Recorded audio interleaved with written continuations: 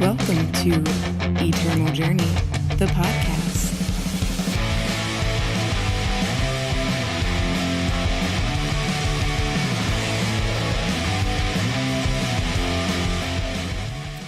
What is up, everyone, and welcome back for another episode of Eternal Journey, the podcast. I'm your host, Jedi, also known as Caesar the Crowd Pleaser, and this is episode number 7, where I'm going to be talking about being efficient or going optimal on Eternal, where it's kind of gonna be free to play, but it kind of just maximizes your gameplay and allows you the ability to make it the best experience for yourself, whether you're starting off or you're already a veteran of the game. So yeah, going right into things real quick, just want to mention our YouTube channel. That is EJthePodcast on YouTube. I'm posting draft videos, forge videos, some constructed play, and as well as this podcast. So definitely make sure you guys head that way. And if you miss my live streams and stuff like that, you can catch them there at, once again, EJthePodcast on YouTube. Hit the subscribe button and hit the alerts so you guys get notified whenever I post a new vid. Next up is our Patreon, patreon.com/EJthePodcast. This is where you can give back to the show. Anything is greatly appreciated. As little as $1 a show can give you access to some extra perks and stuff like that. Get to chat it up with me, and yeah, just kind of give back to a show that you feel like might have helped you. And that's about it. So let's go ahead and go into our pack 1 pick 1, where I open up a pack of the latest set, which in this case would be Defiance set 5, and kind of go over what pick order would be should this be like opening up in a draft. So going right into it, starting off, we have in the commons, we have Token of Instinct. This is the depleted power where you can pick one of 3. The Instinct faction is going to be Geneve, Fire, Time, and Primal, which is fine, but I mean, they're good. I just don't think they are as strong to have first pick. Essentially, in many cases in this format, we're going 2 colors and then splashing the 3rd, so I don't really think it's that important to take one up first pick, especially not knowing what we're gonna go into. Next up, we have Crendon Steward, which is a 1/2 rogue for 2 and a shadow. It has deadly, and then Empower gets a +2/+2 this turn. I think this card is great. It gets in there on the aggressive side, especially if you play it on turn 2. It'll typically get in there for 6 or 9 damage. No one wants to block it because it just has deadly on it, and a 3/4 attacking on turn 3 and 4 is pretty impressive. And like I said, the fact that even if they double block it, they'll lose both units because it's deadly. So yeah, that's a good front runner. Next up, we have Bleak Basin Guide. It is a 1/1 owl for 3, time, justice, shadow. Okay, and it has flying. So there we're a little under rate, but it does have Empower, +3/+3 this turn. So essentially you play it on turn 3, best case scenario, and then turn 4 and 5, you play a power and you're attacking for 4. Both those turns. The card has done some work, but the fact that its baseline is a just vanilla 1/1 flyer for 3, and the fact that you require all 3 factions of it, doesn't really put it high on my list. So Crendon Stewart is still the top pick. Next up, we have Frost Talisman, which is a 2-power relic for 1 primal, and it says pay 7 to draw a card, which is good. Actually, I find myself actually getting to 7 quite a bit in this format. I would say it's somewhere near the halfway mark, somewhere between 45 and 55% of the time. I feel like there are some games that end sooner, there are some games that go way longer. It just kind of depends on what the matchup is. And then it has a summon ability to stun an enemy unit, which comes into play once again, I feel like half the time. There are going to be times where you're just going to play it wherever it fits in your curve, and you will stun a unit, but it may or may not be crucial. And then sometimes you draw it late, and it really helps kind of stall out the board with them having a big creature. So I do like that one as well. But I feel like it's something we can pick up later as well. They typically sometimes wheel, or you can pick them up pretty late. So I think the Steward is still a top runner. Next up, we have Honeypot. It is a 2 time and primal fast spell. It says deal 1 damage to an enemy unit plus additional damage equal to the cost of your highest relic. Yeah, I mean, it's pseudo removal, but it's kind of conditionary. It has, you know, you have to set it up, and you may or may not be in the deck. Plus these go very late, like you can easily pick up 3 in a draft if you want them, so I'm off of it. Next up we have Zervaler. This is a 5/2 sentinel for 4 and a fire, and it has pledge. I'm not excited about it. Two power or 2 toughness is just not enough to kind of warrant this, even if it has 5 power. Like, you'll play it, it's a filler, it's fine, but it's going to be one of the last cards you put in your deck. Ooh, all right, here we go. Here we have a nice one. So now we have Power Breach Sentinel. This is a 5/6 sentinel for 6 double time, and when Power Breach Sentinel attacks, play the top power card from your deck depleted. I think Power Breach Sentinel is great. The body is fantastic. 6 toughness is huge in this format. Very few things can kill it. Typically they have to double block to take it out or use a pump spell and things like that. And the fact that it plays the depleted power, it really actually comes into play a lot, because it is also in the colors with the Endurance Sentinel. So it can pump that in mid combat. It could trigger in power twice potentially if you played a power that turn and then attacks with this, and it's great on defense. I think Power Breach Sentinel is a fantastic pick. That being said, I think I would still stake to the Steward right now. Reason being is a 6 drop, so there's plenty of those, and you really only want 1, 2, potentially 3 in your deck. So I think I would stay with the Steward right now, just to kind of stay a little more open and be a little more flexible. But Power Breach Sentinel is a high pick for me. And our last common is Token of Knowledge. We already talked about the tokens. This one is Time Primal Shadow. All right. Starting us off on the uncommons, we have Lethrai Lobotomy. This is a 1 shadow spell. Sacrifice a relic to kill an enemy unit. I haven't really played the relic deck that much. It is removal. It is fairly, I mean, it just straight up kills a unit. It doesn't matter if it's big, small, shielded. Well, if it has Aegis, I guess it doesn't, obviously. But yeah, there's something to be said about that. That being said, I don't have that much experience with the kind of like go heavy on relic deck. So I feel like it's, unless you're just kind of deciding like, okay, I'm going to pick up all the scavenges and things like that, I really don't see this being a high pick this early. Yeah, I mean, definitely. It's solid removal, but it is conditional. And the fact that you have to have a relic to sacrifice, there might be a chance that you have a relic and you don't want to. So yeah, I'm not going to take that. Next up, we have Urn of Choking Embers, which is great as a constructed market card. I think in limited, it's not that great. It is a 1 and a red cursed relic, and when cursed player plays a unit, exhaust it. If you're a really aggressive deck, or your opponent's doing some recursion and stuff and kind of, you know, until end of turn things, then it can matter. But really, in all honesty, it's more of a market card. In limited, I don't really see you having a reason to main deck this. So yeah, that's not going to beat out our Steward yet. And our last uncommon is Deadeye, 5/5 gunslinger for 6, a red and a fire and a justice, and it has pledge. So you can play it on turn 1 either as a fire sigil or justice sigil, which there's something to be said about that. And then it says Renown. If the spell or weapon costs 4 or more, play a +1/+1 weapon on each one of your units. Otherwise, just play 1 on Deadeye. So pretty much the main baseline of this is if you Renown it, it becomes a 6/6 base plus whatever you threw on it. There are some reputable weapons or spells that do cost 4 or more, but of note, the biggest one is probably the life gain mace. But I really don't think, I mean, a 5/5 for 6 is fine. That's okay in limited. The pledge kind of gives it a little bit of insurance, but I feel like our other 2 cards are more valuable and offer more to the board. So still on Steward, and once again, I'm okay if you decide to take the Sentinel. But let's open up our rare, and ooh, all right, well, I think we're just taking the rare here. Our rare is a legendary paladin. It is Reyna the Unwavering, a 6/7, once again, paladin for 6 with triple justice. It has endurance, it has pledge, and then it has extra text which says enemy shadow spells and curses can't be played directly on Reyna. So she essentially just negates anywhere from half to a third of your opponent's deck if they are playing shadow. You know, no kill spells can hit her, no curses can hit her.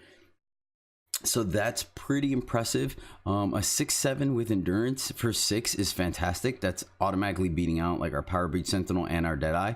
So we're getting a good rate there. Yes, it does kind of require that we're going to be dedicated to Justice, which may or may not be turn out that way depending on the way the draft goes. But once again, you've heard me say it before, it's kind of important to be loose with your, or willing to give up on your first pick, because really this pack one pick one is kind of like you're in the blind, so you're taking the best card you can, but there may be a chance that someone to your right or left is taking heavy the same color you are, and you end up with not enough playables in that color or color pie. So here, plus I mean, to be practical and use real life, Rain is a legendary. They're expensive to craft. I think I use her in Constructor. I think she's a solid sideboard or market card. So taking her here is perfectly all right. So yeah, we'd take the legendary here. And hopefully we'd be able to play her, but we wouldn't be heartbroken if we didn't. Once again, next up would have been the Steward or the Sentinel if Reyna was not in the pack.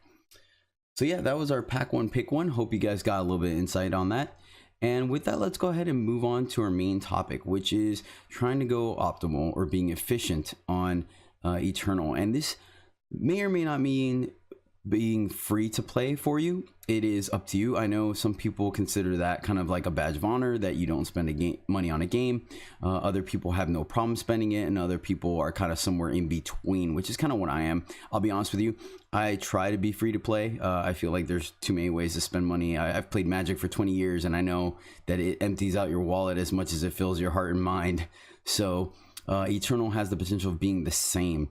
So I tend to kind of lean towards being a little more free to play, but I am also not hesitant to spend money on the game should it be something that appeals to me. I did spend money getting the founders packs that offer you the premium refoil sigils. I thought that was really neat. I like those. I always appreciated when other players playing against me had them, so I went ahead and spent that. And I also bought the card backs for the sloths, and that's about it. I haven't bought any totems. I haven't bought any special card backs or any avatars and things like that. Like pretty much all what I have is what came with those 2 packs, which once again, whichever way you lean on that spectrum is more than okay. So yeah, so anyways, let's get right into it. So first part is you can be free to play on Eternal. There is, once again, no problem with that whatsoever, but I do encourage you to be willing to spend a little bit of money on the game, because in the long run, it will benefit you more.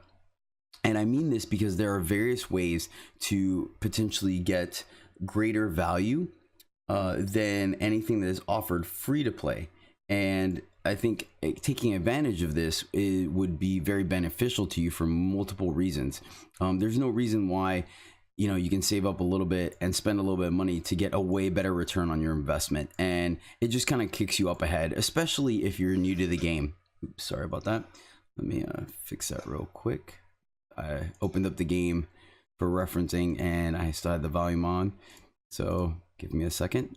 Oh, sweet. I totally just won a free draft for watching Twitch. Actually, yeah, I'm going to put that on here. Or actually, yeah, I'm just going to go ahead and go into it right now, just because it came up. So, let me stay. Yeah, okay. So real quick, side note, I'm glad it happened because I was not going to mention that on the show. So Eternal or Direwolf Digital teamed up with Twitch. And if you are watching a streamer on Twitch play Eternal, and you link your Eternal account to your Twitch, you will earn in-game rewards by watching people. This can be anywhere from a common to a booster pack to a free draft. Like I just won, actually. Now, I will admit the free drafts are super rare, but that's essentially free digital money they're giving you. And all you have to do is watch. You could put it on your iPad or your tablet or something and just let it play in the background, and that will still count. You can leave it at your computer at home when you go to work, or you can actively watch it if you're bored and you get to learn stuff. You can watch me on Twitch and you will earn these rewards. So it's just kind of a side note, but it's another way for you to kind of generate some type of income on your account without really putting in too much work. So it's definitely worth doing if you have, some method of putting on Twitch, finding a streamer that is going to be there for a while and watching them. I believe they set a cap on the rewards at 4 hours a day. You can watch 12 hours if you want, but they cap it at 4. I'm not 100% sure. I read that somewhere. And they did that just so things don't get degenerate. So you have like streamers streaming 24 hours or 20 hours a day back to back to back to earn all these rewards and things like that, which I think is a good call on their part. So yeah, that was a little tangent, but it was still kind of relevant to this topic. So yeah. So anywho, going into spending a little bit of money. If we go to the store, and first off, we go to the gems, and every time you buy gems for your first set, the release of a new set, you get 3 free packs. So that right there is giving you a bonus on spending money. The other thing I will say is that it is better to buy a bulk or a large purchase of gems fewer times than it is to purchase a bunch of smaller orders. I say this because it is more efficient financially. You're getting more bang for your buck.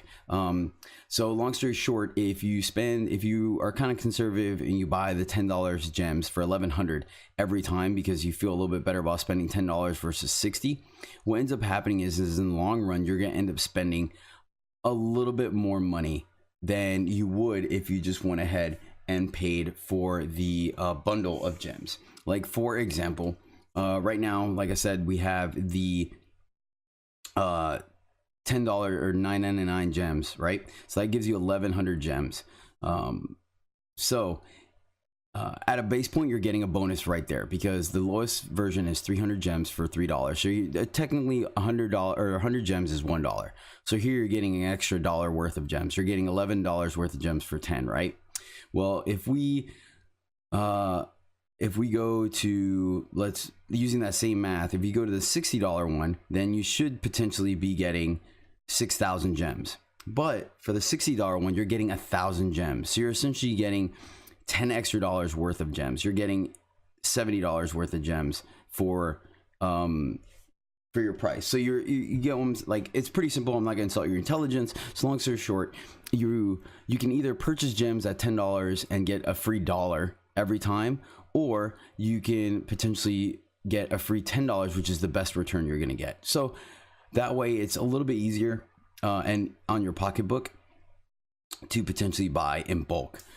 So yeah, even though it sounds a little bit harsher in your head to spend $60 on a digital game that you might be playing on your phone and stuff like that, in the long run, you're still going to spend the gems the exact same way, whether it's quickly or over time, but you're getting a much better return on your investment there.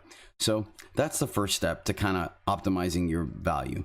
The next thing is to go directly to the actual Direwolf Digital store on their website. A lot of people that are playing through on their computer through Steam or on their phone through like Apple Play and stuff like that, when you purchase in game, they will go through those third-party companies and they will take their cut out of it. Direwolf Digital was kind enough to open up the same store, but in their on their website. And what this is doing is it's potentially cutting out the middleman. So then they return the money that they're saving or the extra money they're making by not paying out these third parties are essentially going back to you. So and they reward you with bonus things like extra avatars and things like that, cosmetic, but they also do give you draft tickets and extra gems. So you are essentially getting money, like the extra money back as well. It's not strictly cosmetic bonuses. So that is really great because once again, you're getting the most bang for your buck. And then lastly, I recommend using these gems to join these special events and tournaments that they have on a weekly and monthly basis and I'll go into those a little bit later in the show, but they offer a better than average or higher than average return as well. And a lot of these since you have the gems now, you might as well spend them on these events because you're kind of limited on how you can spend the gems. So it pays off in the long run. So yeah. That's that. Let's move on right to the next one. We have completing your daily quest. So every day, Eternal will give you one quest to complete for the day. You can have a max of 3, but I recommend always leaving at least one slot open at the end of the day, so you have an open slot for the next quest to pop in. If you have 3 quests already and you did not complete them and it rotates over to the next day to refresh, you will not get the new quest. So you're essentially hurting yourself on generating some income. So even if you don't have a lot of time to knock out all 3 quests, you definitely want to knock out at least one to make sure you have an open slot for the next day. Pretty easy. A lot of them you can handle after playing a couple of games. Some are super easy, as you can handle as quickly as 2 games. So I don't think it's very difficult to do that, but it is very cool of you to do. The next thing to that is that once per day you can re-roll a quest, and what that means is it'll give you a little like swirly shape or arrows going in a circle on the bottom right hand corner of the quest. If you click that, it will essentially re-roll that quest to give you another one. Now, the reason why we do this is because every quest has the potential to be upgraded from 2 silver chests to a gold chest. Obviously, you all know a gold chest gives you a pack, which is money, as well as more gold. So trying to re-roll every day, regardless of what the silver quest is, to get an upgrade to gold is totally worth it. It's a small upgrade, but it will pay off over time because the gold that you get from these chests is significantly different or higher. So that's why, and in all honesty, if you play this game enough, you're going to be able to solve or complete any quest on there. It doesn't really matter if it's one of those like, oh, hey, it's a justice day and I have a justice deck. It really doesn't matter. You can rotate it to a shadow, or if it's one of those like deal 20 damage and spells, it's fine. Eventually you will get them all taken care of. Another kind of next level to this is, if you so choose to, which I don't personally because it's a little more work, but you can do, you can leave a silver quest up. So you complete 2 quests and leave your third, if it's silver, up. That way, if the next day when your quests refresh, if the quest that you get, the new quest is gold, you can spend your reroll on the silver one from the day before. Once again, it's a little bit of an advantage. It's sometimes worth doing, sometimes not. I personally don't do it, but it's perfectly fine if you chose to do that as well. Let's see. And yeah, that's pretty much it for the quest section. It's pretty straightforward. Like I said, just make sure you have an open slot so you can get a new quest every day. You're not losing out on that money, and then re-roll any silver chest for the chance to get a gold chest. All right, create a budget aggro deck. So aggro or aggressive decks are the ones that are low to the ground. You're playing a bunch of cheap, low cost creatures, and you're trying to attack your opponent and get them dead as quickly as possible. I recommend building this as your first deck, or if you've already been playing, building this deck period, because it requires the least amount of rares typically. Like, these decks can have rares and there's nothing wrong with putting rares in them, but based on your collection and how much shift stone you have, you can build these decks with minimal rares. So that makes it quick to build and cheap or inexpensive to build. You can upgrade it over time, like I just said, as you create more shift stone, or you maybe win certain cards in packs and things like that. You can start slowly taking out your commons and uncommons and putting in rares. It's preferable that it's something that you like to play, because this is typically a deck you're going to be playing a lot to do the grinding, then we'll talk about in a minute. So if you just are not a very aggressive player, you don't like it at all, try to pick some kind of deck that might appeal to you in some format. There are several different decks that you can make that count as aggressive, whether it's Rakano, i.e. Justice Fire, red, green, or there is a Feln, purple and blue, or there is Tokens, Praxis, which is time and fire. There's a bunch of aggressive decks that you could build, so try to find one, do some research on Eternal Warcry, or talk to me and figure out which one's kind of is your playstyle the best, and start generating those.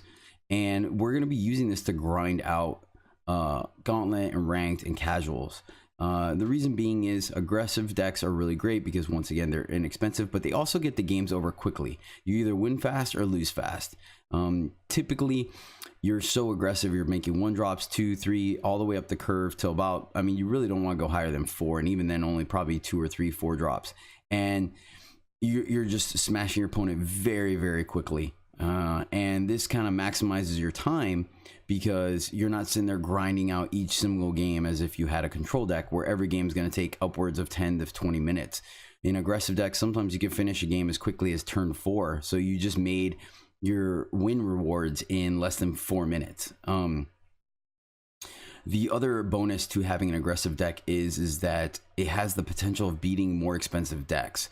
Like I mentioned, these control decks that have a bunch of rares and legendaries in them, they typically try to play the long game and outlast and out resource their opponent, but they are also very slow at the beginning of the game, so you could potentially just kind of smash them before they have a chance to set up. This also goes well for combo decks like Reanimator. They don't really go off any sooner than turn 5, and if you just have a very aggressive start, you can get underneath their strategies and beat them. So it kind of gives you the highest probability of winning a game despite not having the collection that other people might have. That being said, you also have to take it with a grain of salt and understand that sometimes you're just going to get completely decimated by a deck because you're playing 1 and 2 drops the entire game when they're starting to play more and more powerful units. But once again, the games are so short that if you feel like, all right, I'm not going to win this game, you can concede and move on to the next one. So that's why building a budget aggro deck is very good. And most cases, they don't even play any legendaries, so you just have to upgrade somewhere between 4 to maybe 12 rares over time. And obviously you can get these rares in packs as well as crafting them. And if it's not the archetype you like and you want to build an entirely different deck, that's perfectly okay. You just use this one to grind out games until the deck you really want to play is up to speed. Next up, you want to grind Gauntlet. Gauntlet is I wouldn't say the most efficient, but it sometimes is the most autopilot way to generate gold in the game. You essentially take your constructed standard deck and run it through a bunch of various decks against the computer. You max out at 7 games total, and it is completely free to play. So you are not spending anything to potentially play this, which is always great. Like, you know what I mean? You can grind this out, you can test the deck, you can try out different strategies, try to figure out cards. But you play 7 games and you are allowed to lose 1. No, I take that back. I was thinking Forge. Gauntlet, you can't lose a game. You have to go undefeated to get all the way up there. And the problem is, because it's free, the payout is slightly limited, and the most you can make is 3 silver chests. That being said, though, silver chests can potentially upgrade to gold, which has happened. So it's not completely a horrible thing. But like I said, it is the easiest way to kind of autopilot through your grind to generate some gold and start getting proficient with your decks. I will say this though, the computer does have a various amount of decks in there, and the last deck you play typically has a certain stipulation in it. There's one that's just an absolute murder, where both your units or all units in the game have double damage, both yours and theirs. But of course, the computer's is optimized for potentially like smashing face. So it's quite a doozy if you're not ready to take it out. That being said, once again, like I said, you can't lose at all. You have to go undefeated. So there is chances where you lose in your first couple of games and you only get wood chest instead of the red chest. But once again, it is a free way to do it. It is the only way, actually, the only free way to generate income in the game. So that is something you're gonna be grinding a lot. Get used to it, and it's perfectly okay to look on, like, once again, Eternal Warcry, searching for decks that are kind of designed to take down the gauntlet, and see if it's something you want to put together, or just kind of work with the deck you have. Next up, we have the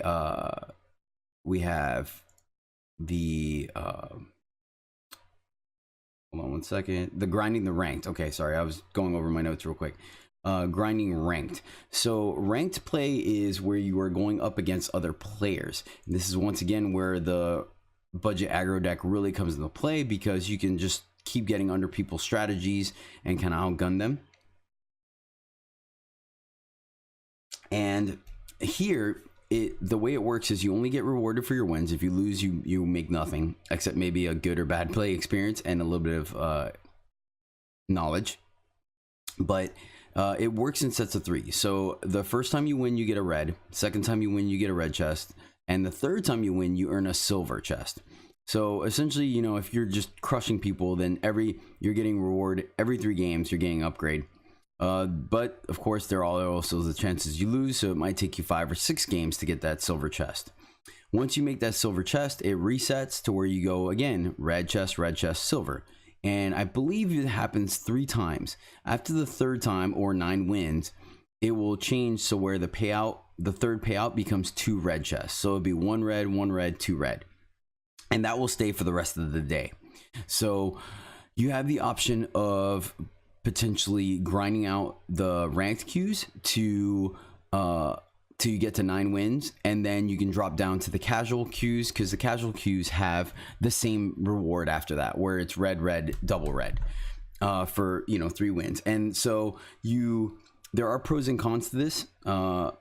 So to go back and forth real quick before I talk about rewards, typically ranked queues are faster because more people are playing ranked as they want to get the better payouts. So you sometimes might see a minute and a half queue in casual and only a 20-second queue in ranked. So if you don't mind the waiting queue, then by all means hit casual. If you want to play as many games as possible, then ranked is kind of better there. There are slightly better rewards in ranked, like I said, for at least your first 9 wins versus with casual. You are kind of shortchanging yourself a little bit. And then there, obviously, ranked is more competitive. There's more people that are trying to game ranked, so they're going to be playing better decks. They're going to be paying attention more. They're going to be trying less experimentative stuff in ranked. Some people do, plenty of people do. I do. I almost play ranked exclusively regardless. But occasionally I get in the casual if I don't want to just sit there and lose to an experimentative deck. So the bonus to that is that even though it's going to be harder to win in ranked, it is going to be harder to win. There's those ways about it. The flip side of that, though, is in casual, since people aren't really winning or losing it, they're winning something, but they're not losing anything. If they lose, they are more inclined to concede early. I've had plenty of games where people, they just did nothing and then conceded because they were trying some deck or they kept a shady hand, or if I'm just running them over, they quit. So there are plenty of you can kind of get a bunch of free wins in casual, especially if you're playing a more aggressive deck, because some people might be diddling around trying to cast like 10 cost spells, and you come in there and just start smashing face. They'll just, all right, I didn't want to play this, and they'll concede because they have nothing on the line. So it's kind of the trade-off there as well, where you can just get free wins in casual. But that is a very solid way to grind gold as well. The bonus to doing ranked is that at the end of every month or season, so to speak, they give out rewards based on your rank. So in ranked play and constructed, every rank has 3. So there's, bronze, silver, gold, 1, 2, 3, 1, 2, 3, 1, 2, 3, and then diamond, 1, 2, 3, and then finally masters. And once you make masters, you cannot fall out of masters. It doesn't matter. And the reward for masters rank is the same if you're number 1 or if you're number 1,000. And for the tiers, it's not the number of the rank doesn't matter, simply the color. So bronze, gold, diamond, that is the reward you get. And you will get X amount of packs as well as a premium card at the end of the month that you can use to turn into stone or shift stone and create other cards with based on your rank. So that's why it's very important to get at least some games in ranked and try to climb that ladder, because you get additional payouts which could increase your collection. And if you are a person that isn't really concerned about shiny stuff on digital platforms, then you can always destroy your premium cards for shiftstone. Typically the way it works is that premium card of that can make you a normal card of that same rarity. So a premium rare can be destroyed and it gives you enough shiftstone to create just a normal rare. Premium legendary can be destroyed to create a normal rare or a normal legendary. Versus where the normal cards, it is a 4-to-1 ratio. So when you destroy a card, you only get a quarter of the cost. So it will cost you 4 of those to make one. So you have to essentially destroy 4 legendaries to make 1 legendary to build your collection. So yeah, that is constructed. And moving on to drafting and forge. So forge is the version where you pick up your cards on the spot, make a deck out of random picks and play against the computer. Draft is where you are opening packs. You are picking cards on the fly to make a deck on the spot to play against other players. Both forge and draft put you up in a maximum 7 win tournament. You can play as quickly or as slow as you want. Forge, you're only allowed 1 loss, and draft you are allowed up to 2, and then you are done at your 3rd loss. Payout in draft is absolutely phenomenal. If you make it to 7 wins, you actually get 3 diamond chests, which means you are up money from that you spent. If you make 6 wins, I believe it is 1 diamond and 2 gold. So you have the potential of breaking even on your draft. And you're still kind of up because you get, gold, booster packs from every chest that way. So you're actually up regardless. But once again, so somewhere between 5 to 7 wins, you are up on draft. Versus Forge, if you go 7 wins and win it, you get a max of 3 gold chests, which is not going to be enough to pay for the Forge. But once again, you got cards for drafting and for forging, as well as winning some packs. So you are still doing pretty good. You're just not straight up getting the gold return. That being said, I have had it where some of my forged chests are upgraded to diamond, so you always have that potential. The good thing about drafting and forging is the fact that you are winning cards right off the bat. As soon as you open it, you are opening packs and you get to keep those cards. So it's a good way to essentially start filling up your collection, whether it's cards you already have and you're turning them in the shift stone, or just selecting cards that you don't have. And in both cases, you have the chance of picking up legendaries, which I recommend, whether it's a good legendary or bad, or whether you have it in your deck or not, you pick it up, because just the value of the legendaries is too much to pass up, and they are so rare. So yeah, I like both. I think Forge is just fine. I do it myself sometimes still when I want to kind of still draft, but not really go hardcore up against full players, and I just play against the computer. Yeah, and I'm trying to think if there's anything I wanted to mention about Forge. Forge, just in case you didn't know, instead of opening packs, you are given 3 cards, and you get to pick one of those 3 cards, and you do this 25 times. The computer will automatically fill in your power at the end, and it does cater to you. Every card you pick will go in your deck, so that's why you're only picking 25 cards, and it goes off of your pick. So as soon as it will stay open until you pick 2 colors. So let's say your first has one of 3 colors, you pick 1 color, you pick Justice, then the next pack is going to have Justice plus another color. And if you pick Justice again, they'll give you Justice plus another color until you pick your second color. And then every 3 cards after that will have just those 2 colors to make sure you select a playable deck. So that is something to keep in mind. So yeah, drafting and forging is great. They build your collection as well as give you something to play, and lets you kind of play with different cards if you get bored of your constructed deck, especially if you're still playing that budget aggro deck. And lastly, so we go back to gems, where I mentioned you want to play in special events. Playing special events both monthly and weekly are very important, because I feel like you have the opportunity of getting a really good return on your investment. Eternal is still very much a young game, and despite there are thousands of people playing it, it is nowhere near the popularity of Magic. So Direwolf has been kind enough, and they have a reputation right now so far for being generous in their rewards, where in a lot of these events, even if you aren't a good player, there's not enough people in the event to drop down your rewards. So for example, let's say the monthly event, this happens every month. They do a league where you open up packs and play against other players, playing with those cards. So it's kind of like a draft, except it's sealed, i.e. you are playing with just the cards you open. You don't get to pick anything. And the payout so to get into this event, I believe, let me just double check real quick, is 1,200 or 12,500, right? I already bought it, so it doesn't say, but I believe it's 12,500. Actually, let me just go to Internal Reward Card and double check. Yeah, 12,500 or 1,100 gems. So I use gold for this event because I know it's coming every month. So I typically make sure I stay above 13,000 gold so I can go into this event for free, right? So using that stipulation, okay, the event is 2,500. And if you go to the store to buy 1 pack of the latest set is 1,000 gold, right? So going into the event for 1,200, right off the bat, or actually I'll just go through the whole week. So if throughout the course of the month, the very first week you open 8 packs, right? So that's 8,000 gold worth of value. Then you open 2, so we're up to 10,000. Open 2 more the third week, so we're up to 12,000. And then you open up 2 more packs the last time for a grand total of 14 packs, so 14,000 gold technically. So there, right off the bat, you already made a positive on your investment. You spent 12,500 and got 14,000 worth of packs, right? Now, then at the end of the month, based on your record, you get rewarded prizes.